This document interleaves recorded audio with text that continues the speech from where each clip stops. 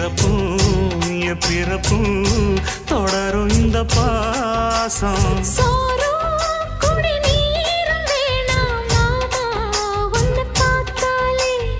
ஆறும் பசியாரும் தானாச மொழி கேட்டாலே ஒன்ன பிரிஞ்சிருக்க தன்னன் தனிச்சிருக்க அம்மம்மாடி அப்ப பாடி என் மனசு ஒத்துக்காது.